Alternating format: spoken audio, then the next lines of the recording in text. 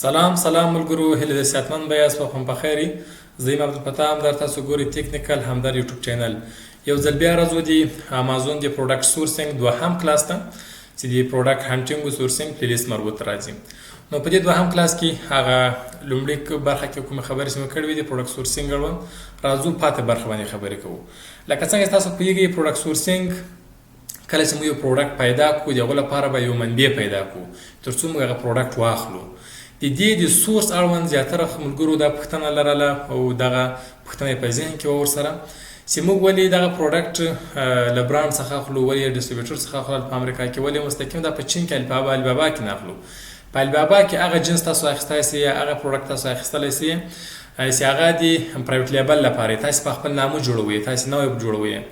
د بل برانډ پروډکټ تاسو د هغه برانډ پروډکټ نسئ جوړولی چې هغه تاسو جوړ کړئ. هغه خپله برانډ تولیدوي، برانډ یې خپله جوړ کړی، تاسو یې مستقیم له برانډ څخه اخیستی سئ او یا یې د برانډ له ډسټریبیوټر څخه اخیستی سئ. هغه اتورایز ډسټریبیوټر کوم برانډونه چې خپل رجسټر ډسټریبیوټران ورسره یې هغو ته ورکړي هغه پروډکټ هغو څخه هم تاسو اخیستلی سئ.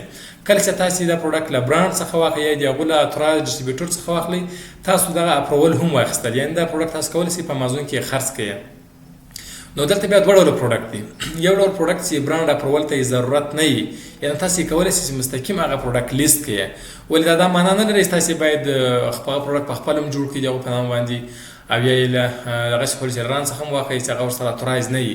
ځکه دا کولی سئ چې امازون تاسو څخه انوایس وغواړي یا برانډ کمپلین وکړي چې دغه پروډکټ یې فیک جوړ کړی دی، ما پروډکټ نه دی. نو تاسو باید انوایس ولرئ، یا د اتورایز ډسټریبیوټر یا خپل د برانډ څخه انوایس ولرئ، تاسو پروډکټ ځینې اخیستی یا بیا اپروول ولرئ چې تاسو کولی سئ د هغو برانډ پروډکټ خرڅ کړئ.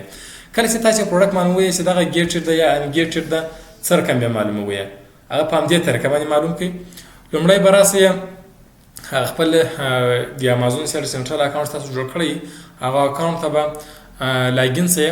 هغه ایس آی نمبر امازون سټنډرډ آیډنټیفیکیشن نمبر چې ده، دا نمبر به تاسو راواخلئ په خپل اکاونټ کې. بیا کله په هغه هټ پروډکټس یا هټ کټالوګ ته راسئ، تاسو پروډکټ تاسو اډ کوئ، نو که تاسو ته راغی دلته سیل دیس پروډکټ، یعنې تاسو دا کولی سئ چې دا وینئ سیل دیس پروډکټ اتومات دا پروډکټ تاسو کولی سئ خرڅ کړئ، یعنې دې برانډ اپروول ته ضرورت نشته.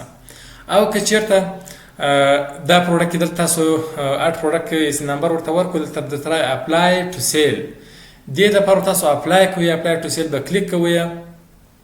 بیا به دلته تاسو څخه د هغو پروډکټ عکسونه او انوایس یا اپروول تاسو هغه څه غواړي، یا د برانډ اپروول یا د اتورایز ډسټریبیوټر انوایس. که چېرې تاسو دا ونه لرئ، تاسو دا پروډکټ نسئ لیست کولی، دا پروډکټ ته ګیټډ پروډکټ وایي، تاسو بغیر له اجازې نسئ لیست کولی. دا و ګیټډ د انګیټډ اصطلاح چې تاسو باید ورسره بلدتیا ولرئ. نو تاسو چې کله دغه پروډکټ انګیټډ یا اپلای ټو سیل وي، دې لپاره باید تاسو د برانډ اپروول ولرئ. اوس د برانډ اپروول لپاره مو کوم کار کوو، څنګه مخته ځو، راځو درته ښایم. لکه څنګه چې مخکې موږ تاسې دغه برانډونو لیست راخیستی ولو، په کې پای کې هغه برانډونه د خپل کرایټریا مطابق موږ برانډونه را پیدا کړي ولو. اوس راځو د هغو برانډونو ویب سایټ یا ډیټا را پیدا کوو. ویب سایټ را پیدا کوو، ایمیل ادرس را پیدا کوو، تلیفون نمبر را پیدا کوو، وروسته تماس ورسره نیسو. بیا کله چې ریپلی راته راکړي، هغه موږ تاسو ځان سره نوټ کوو چې موږ ته ریپلی راکړله. ښه ریپلی چې راته راکړله، ریپلی بعد تاسو هولسیل اکاونټ سره جوړ، کم نه کور سره جوړ، دا یو کې اضافه کړئ هولسیل اکاونټ. که چېرته دا جوړ سوی، دلته به یس ولیکئ، او که نه جوړ سوی نو. نو په دې ترتیب به دا شیټ تاسې دغسې دوامداره مینټین ساتئ تر څو تاسو ډیټا مکمله یې سي. له کوم برانډ سره ما تماس نیولی، کوم یو جواب راکړی، کوم سره ما هولسیل اکاونټ جوړ کړو، کوم یو سره ما نه ده جوړ کړی، په همدې ترتیب به مخته ځئ. راځو په له دې څخه دغه اولنی ده دې برانډ دې ډیټا پیدا کوو، لکه مخ تاسو ته کار کړی، اوس بیا کار ودرته رابسئ ګوګل ته، هغه بیا ستاسې برانډ نوم را کاپي کړو. مخکې تر دې تاسو راسئ دلته برانډ ته ګوګل کې سرچ کړئ. لومړی به راسئ د خپل د ګوګل کروم سیټینګ به برابر کړئ. سیټینګ ته به راسئ، د سیټینګ بعد به راسئ سرچ سیټینګ ته. په سرچ سیټینګ کې به په ادر سیټینګ ته راسئ. په ادر سیټینګ وروسته به لانګویج اینډ ریژن به کلیک کړئ. داسې مو کلیک کړئ ته به راسئ ریزلټ ریژن، یعنې تاسو کوم ریزلټ سره راړئ نتیجه هغه په کوم ریژن کې. که چیرې تاسو سرچ په یونایټډ سټیټ کې کوئ یعنی یو ایس مارکیټ لپاره برانډونو ډیسټریبیوټر پیدا کوئ باید یونایټډ سټیټ انتخاب کړئ. په انګلیستان کوئ یونایټډ کینګډم انتخاب کړئ. په دوبۍ کوئ یونایټډ عرب امارات انتخاب کړئ. ترڅو تاسو سرچ کوئ هغه برانډ ډیسټریبیوټر سرچ کوئ د هغو ریژن مربوط ډیټا تاسو ته ګوګل راوړئ. نو اوس موږ د یونایټډ سټیټ یا د یو ایس اړوند موږ ډیټا غواړو، ویب سایټونه غواړو، نو یونایټډ سټیټ تیار انتخاب ده، کنفرم به کلیک وکړئ. دا به لومړی تاسو حتما دا کار به کوئ.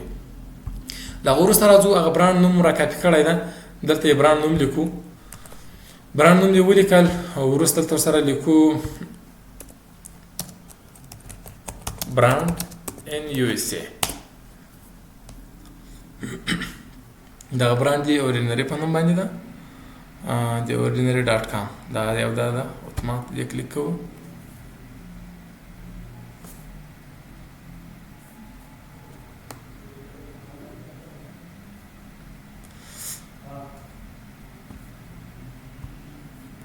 دا ویب سایټ ده. اوس په تاسو دلته سي ایمیل ټلیفون نمبر را پیدا کوئ. چیرته به را پیدا کوئ؟ لومړی دلته د ویب سایټ اخر صفحې ته چې راسئ دلته به کانټاکټ اس لیکلي، بعضو کې دلته لیکلي، بعضو کې په سر په صفحه کې لیکلي. نو ګورو چې کانټاکټ اس دلته شته که نه شته. دا د کانټاکټ اس د بعضو د ویب سایټ په سر صفحه کې لیکلي، دغه اوله صفحه کې دلته لیکلي کانټاکټ اس. کانټاکټ اس یعنې ارتباط له موږ سره ونیسئ، هغه به تاسو پیدا کوئ. اوس رالو په کانټاکټ اس باندې موږ کلیک وکړو.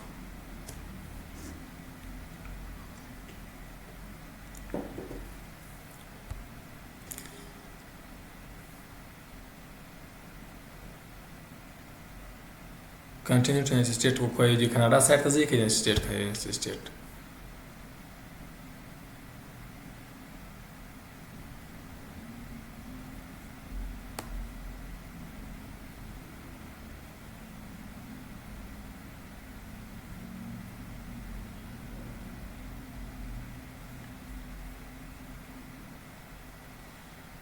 دا د معلومات یې راته راوړل دي. دې کې د تلیفون نمبر دی، ایمیل یې دلته نسته.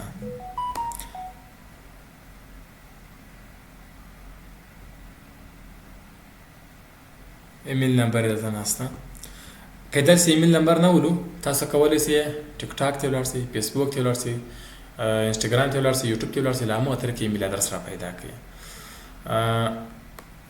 دلته وایي که مو سره راتلین چې خپل ایمیل ادرس ورکړئ، بیا د ایمیل درته کوي. دا یوه طریقه کانټاکټ اس پر میډیا لپاره طریقه سره تماس کړئ. په دې طریقه بل یو مو تاسو ته مخکې طریقه ښودلې وله چې ایمیل هانټر په نوم باندې یو اکسټنشن د هغه اډ کړئ، تاسې اتومات ایمیل رااخلي د هغو. اوس یې ګورو دغه ده، دا ایمیل را درته رااخیستی ده. بله طریقه بل یې وګورو، مثال دا که صحیح ډیټا یم کومه ډیټا یې راته راونه اړوله، دا برانډ تیوري دوهم ګورو. راځو ګوګل ته، سټنګ یې برابر و.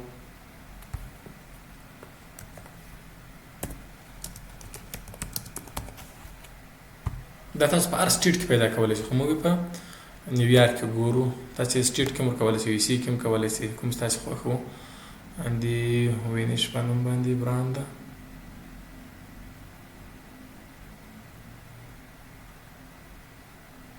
دا یې د انسټاګرام صفحې راته راواخیستلې.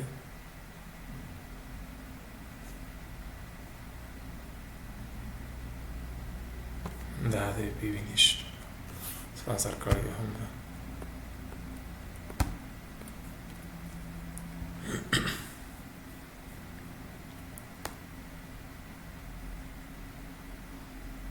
د کانټاکټ اس ټیپ صفحه په سر کې ده.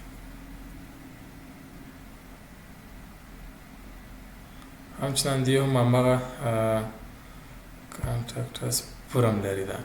دغه بعضې مخکې په تېرو ویډیو کې ویلو کنه درته ویلي کانټاکټ اس لپاره فورم لري. دغه فورم چې ډک کړې اتومات دې ته ایمیل ځي، هماغه میسیج درته ورته لیکئ، د هغو په جواب کې دوی بیرته ایمیل درته کوي، ریپلی درته کوي. له دې طریقې تاسو کولی شئ چې ایمیل را پیدا کړئ.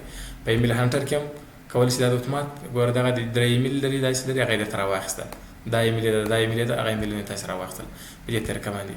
په دې طریقه به تاسو د ډیټا راواخلئ، ایمیل ادرس، تلیفون نمبر دلته به یې ولیکئ. له هغه وروسته به تاسو ایمیل ورته وکړئ. کوم ایمیل به ورته کوئ؟ د نمونې لپاره همدغه یو ایمیل ده، همدغه ایمیل ده. ګوره سبجیکټ کې ریکویسټ پر هولسیل اکاونټ ان پروډکټ کټالوګ، همدغه لیکنه ورته ولیکئ. د خپلې کمپنۍ اړوند به همدغه معلومات ورته ورکړئ، منیجر نیم، کمپنۍ نیم، ایمیل ادرس او دغه ادرس مکمل دغه ډیټا به ورته ورکړئ، ایمیل به ورته وکړئ تر څو تاسو ریپلی ترلاسه کړئ.